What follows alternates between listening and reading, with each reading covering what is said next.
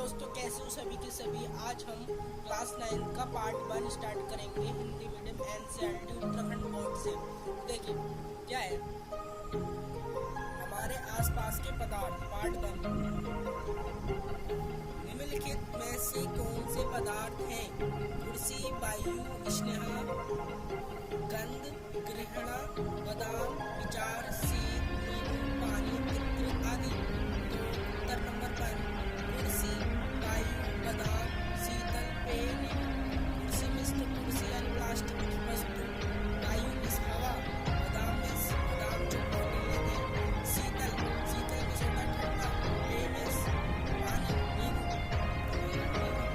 Swimming pool में गोता और पानी काट पाता है इससे पदार्थ का कौन सा निश्चित होता है? जल के मध्य एक स्थान पाया जाता है, जिसके कारण गोता और पानी काट पाता है,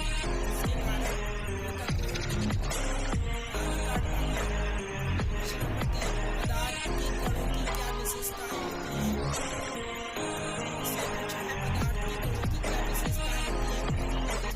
पदार्थ के कणों की विशेषताएं होती हैं, बहुत सारी होती हैं। तो हमने कुछ इम्पोर्टेंट देखिए। पदार्थ के कणों के बीच रिक्त स्थान होता है, पदार्थ के कणों के बीच रिक्त स्थान होता है। फिर दूसरा, पदार्थ के कण निरंतर गतिशील रहते हैं, पदार्थ के कण निरंतर गतिशील रहते हैं, मतलब पदार्थ के जो कण है वो निरंतर गतिशील रहते हैं। पदार्थ के कणों के बीच अंतर आकर्षण बल होता है, यानी कि एक दूसरे को आकर्षण करते हैं। फिर क्या है, प्रश्न नंबर 4,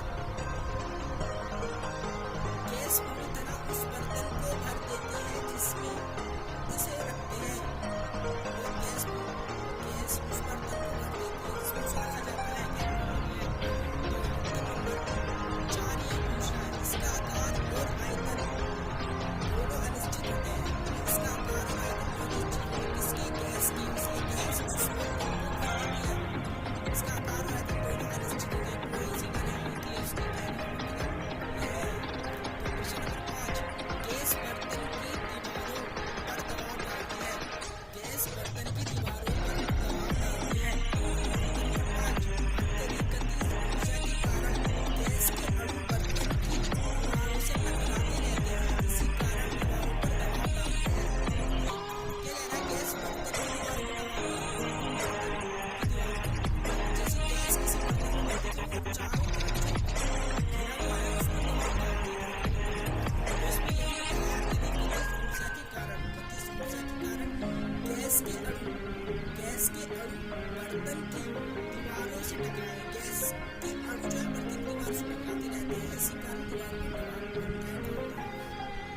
प्रश्न नंबर 6, लकड़ी की मेज ठोस क्यों कहलाती है? भाई ठोस क्यों कहलाती है? इसका आकार और वह आयतन निश्चित होता है, मतलब इसका आकार और आयतन निश्चित होता है, इसलिए ठोस मानी जाती है। फिर क्या, सामान्यता ठोस। प्रश्न नंबर 7, सामान्यतः ठोस पदार्थों की अपेक्षा द्रवों का घनत्व कम होता है। देखिए, सामान्यतः ठोस पदार्थों की अपेक्षा द्रवों का घनत्व कम होता है। हाँ भाई होता है, लेकिन अपने बर्फ के टुकड़े को जल में तैरते हुए देखा हुआ, ऐसा क्यों होता है? तो हम इसका आंसर बताएंगे। तो नंबर 7, बर्फ में उपस्थित जल के अणु के मध्य रिक्त स्थान अधिक पाया जाता है। हाँ भाई बिल्कुल।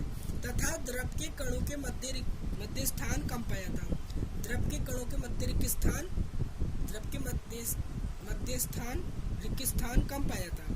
फिर प्रश्न नंबर 8 क्या कह रहा है? देखिए प्रश्न नंबर 8, किसी भी पदार्थ की अवस्था परिवर्तन के दौरान तापमान स्थिर क्यों रहता है? किसी भी पदार्थ की अवस्था परिवर्तन के दौरान तापमान स्थिर क्यों रहता है? तो अवस्था परिवर्तन के दौरान तापमान इसलिए स्थिर रहता है, तापमान इसलिए स्थिर रहता है क्योंकि दी जाने वाली ऊष्मा उसके कणों के बीच आकर्षण बल को तोड़ने में प्रयुक्त हो जाती है। अवस्था परिवर्तन के दौरान तापमान इसलिए स्थिर रहता है क्योंकि दी जाने वाली ऊष्मा उसके कणों के बीच आकर्षण बल को तोड़ने में प्रयुक्त हो जाती है। फिर है प्रश्न नंबर 9, वायुमंडलीय गैसों को द्रव में परिवर्तन करने के लिए विधि समझाएं। हाँ तो देखिए, वायुमंडलीय उत्तर नंबर 9, तो नंबर 9, वायुमंडलीय गैसों को दाब बढ़ाकर एवं तापमान को कम करके द्रव अवस्था में बदला जा सकता है। यानी कि वायुमंडलीय गैसों को दाब बढ़ाकर एवं तापमान को कम करके द्रव अवस्था में बदला जा सकता है। फिर से नंबर 10, नैप्थलीन को रखा रहने पर यह समय के साथ कुछ भी ठोस पदार्थ छोड़े बिना अदृश्य हो जाती है, ऐसा क्यों? देखिए उत्तर नंबर 10, नैप्थलीन वातावरण से ऊष्मा पाकर बाष्पीकृत हो जाता है, जिससे यह अदृश्य हो जाता है। प्रश्न नंबर 11, हमें इत्र की गंध बहुत दूर बैठे हुए भी पहुंच जाती है। ऐसा क्यों? वो पूछ रहा है। तो देखिए उत्तर नंबर 11, इत्र के कण गैसीय रूप होने के कारण यह गैस की भांति प्रदान करते हैं तथा दूर दूर तक ये फैल जाते हैं। प्रश्न नंबर 12, जल कमरे के ताप पर द्रव क्यों है?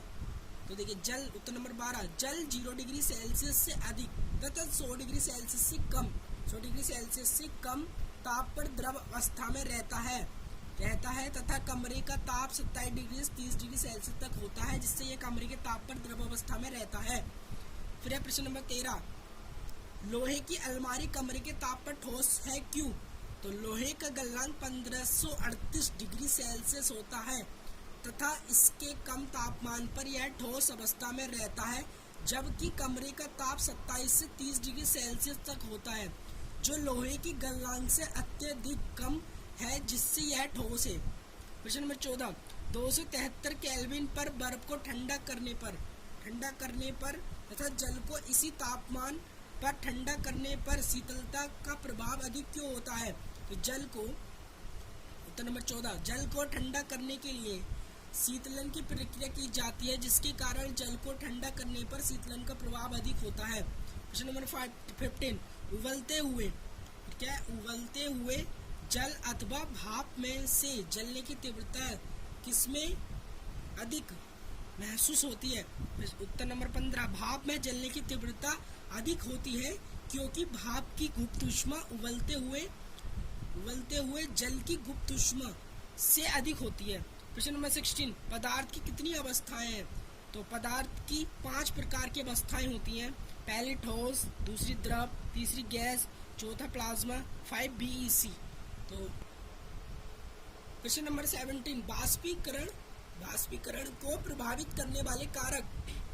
उत्तर नंबर 17, पहला तापमान में वृद्धि, आर्द्रता में कमी, तीसरा वायु, फोर्थ सतह क्षेत्र बढ़ने पर। क्वेश्चन नंबर 18, ठोस, द्रव, गैस, प्लाज्मा, BEC क्या होते हैं? अभी हमने क्या पढ़ा? विशेषताएं पढ़ी थी। तो देखिए ठोस, इसमें कणों के बीच रिक्त स्थान नहीं पाया जाता है, इसका आकार एवं आयतन निश्चित होता है। इसमें कणों के मध्य आकर्षण बल बहुत अधिक होता है, इसके कणों को अलग अलग करने के लिए बहुत अधिक ऊर्जा देनी होती है। समझिए। दूसरा द्रव, क्या है? द्रव, इसका आकार अनिश्चित तथा आयतन निश्चित होता है। इसमें कणों के मध्य आकर्षण बल गैस से अधिक तथा ठोस से कम होता है। इसमें कणों के मध्य रिक्त स्थान ठोस से अधिक तथा गैसों से कम होता है। समझे। इसके कणों के बीच अलग अलग करने के लिए ठोस से कम तथा गैस से अधिक ऊर्जा की जरूरत होती है। ओके। फिर तीसरा है प्लाज्मा। प्लाज्मा क्या होता है? देखिए ठोस तथा द्रव के मध्य की अवस्था जिसके कणों, फिर दूसरा इसके कणों में अत्यधिक ऊर्जा पाई जाती है तथा इनके कण अग्निकृत गैस के रूप में होते हैं। फिर 4 गैस क्या होती है? देखिए इसका आकार और आयतन दोनों अनिश्चित होते हैं, यानी कि इनकी कोई सीमा नहीं होती, कहीं को भी फैल सकते हैं। इसमें कणों के बीच रिक्त स्थान बहुत अधिक होता है। इसके कणों को अलग करने के लिए बहुत कम ऊर्जा की आवश्यकता होती है। फिर क्या है? 4 बोस-आइंस्टाइन कंडेंसेट, यानी कि BEC का हमने पढ़ा था ऊपर, ये BEC पढ़ा था। क्या है? तो बोस-आइंस्टाइन कंडेंसेट इसकी फुल फॉर्म है। देखिए सामान्य वायु के घनत्व के 1,00,000वें भाग जितने कम घनत्व वाली ठोस को बहुत ही कम तापमान पर करने BEC बनता है। तापमान पर करने से BEC बनता है। फिर प्रश्न नंबर 19 क्या है? अवस्था परिवर्तन करने वाले कारक क्या होते हैं? अवस्था परिवर्तन करने वाले कारक। तो उत्तर नंबर 19 पहला तापमान और दाब होते हैं। प्रश्न नंबर 20, प्रश्न नंबर 20 क्या है, निम्नलिखित पदार्थों को उनके कणों के बीच बढ़ते हुए आकर्षण के अनुसार व्यवस्थित करें। जैसे ए पे क्या है, जल, बी पे चीनी, ऑक्सीजन। तो देखिए उत्तर नंबर 20 क्या है, मतलब इन्हें क्रम अनुसार लगाना है बढ़ते हुए। ऑक्सीजन, जल, चीनी, ये साइन देख लेना बड़ा किधर को हो रहा है। फिर आता है प्रश्न नंबर 21, तापमान पर जल की भौतिक अवस्था। तापमान पर जल की भौतिक अवस्था क्या है, तो 25, उत्तर नंबर 21, 25 डिग्री सेल्सियस पर है तो द्रव अवस्था में रहती है कोई वस्तु। अगर 0 डिग्री सेल्सियस पे है तो ठोस अवस्था में रहता है, यानी बर्फ मान लो। 100 डिग्री सेल्सियस गैस अवस्था है, यानी उबल जाता है, बाष्पीकरण हो जाता है। प्रश्न नंबर 22, तापमान को सेल्सियस में बदले, ये हम सीखते हैं। देखिए जैसे माना 300 केल्विन है, तापमान का मात्रक केल्विन होता है, ओके।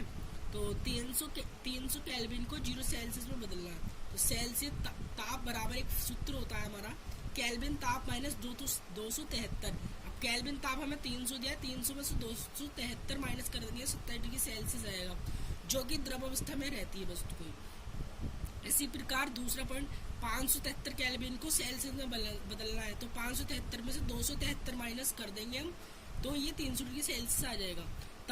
प्रश्न नंबर 23, अब तापमान के केल्विन में बदलें, तापमान को केल्विन में बदलें। सेम ये भी यही प्रोसेस है, तापमान को केल्विन में बदलें। अब पहले क्या था कि सेल्सियस, अब केल्विन से केल्विन को ताप में बदलना, अब तापमान को केल्विन में बदलना है। तो उत्तर नंबर 23 क्या है, देखिए 25 डिग्री सेल्सियस दिया है, केल्विन ताप बराबर सेल्सियस ताप प्लस 270, यहाँ पर प्लस कर देंगे। अगर हमें केल्विन ताप निकालना है तो प्लस करेंगे, अगर हमें सेल्सियस ताप निकालना है तो माइनस करेंगे 273, तो इसमें प्लस कर दिया है तो 298 डिग्री आ गया है। तो अगर आपको एक्स्ट्रा आवाज की वजह से कुछ प्रॉब्लम हो रही है तो कमेंट करके बताना प्लीज़।